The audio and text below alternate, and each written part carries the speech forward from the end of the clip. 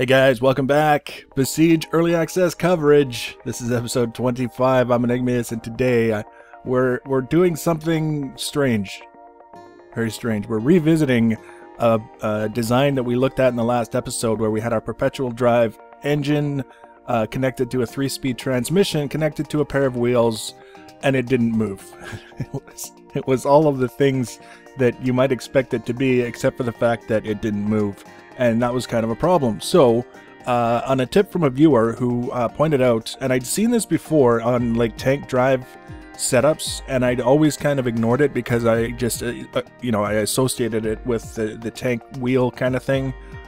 And it didn't apply to what I was doing at the time because I wasn't doing tank wheels, but it's kind of a useful little thing. We're using steering hinges to help make a more rounded wheel. Now, it doesn't look that way the way it is now, but when we actually set it into motion, it will. You'll be able to see how we can manipulate the steering hinges into helping to make a more rounded wheel. And as well, my own little contribution to the whole idea was using wheels as spacers so that you can build things in kind of like half-block increments. You can't see it now because the wheels don't stay. They're a temporary block that's part of the process, but I wanted to show you guys what I mean in case it's useful in your own builds.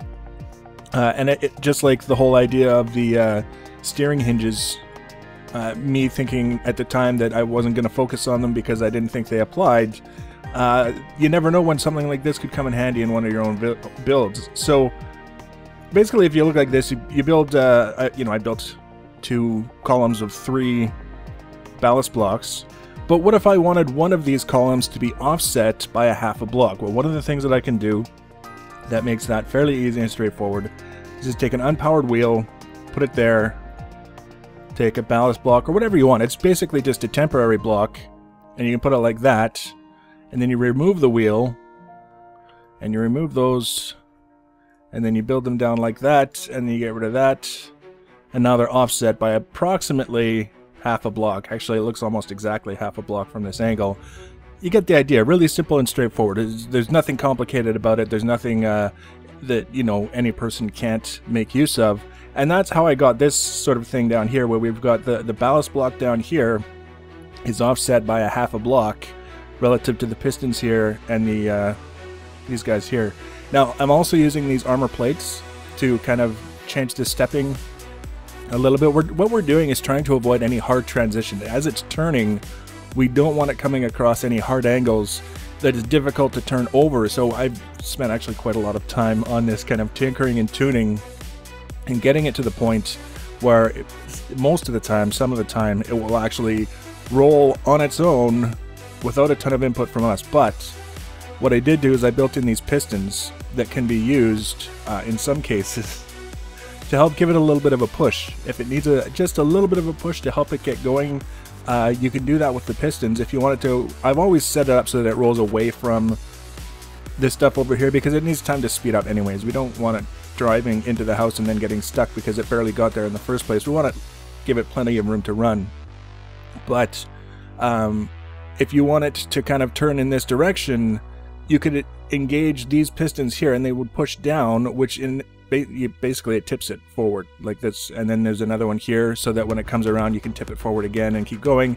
And then if you were to set it up so that it goes the other direction, you already have pistons set up that would do the opposite. They would push down here and then it would roll that way and carry on. So lots of crazy things built into the wheels now. It's the most complicated wheels I've ever seen, but the proof's in what it does. So let's take a look at that now, and hopefully it works the first try, because sometimes it still kind of misbehaves a little bit. There's a lot of different glitchy things that can go wrong.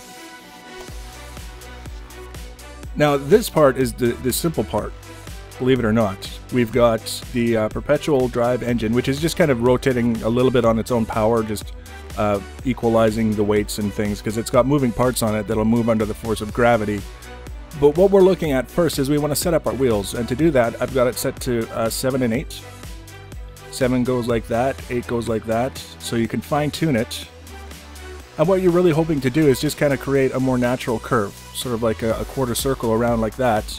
And it's set up so that it's going to mirror all the way around and on the other side as well. So that's the first step. Second step is engage the engine, which is 1.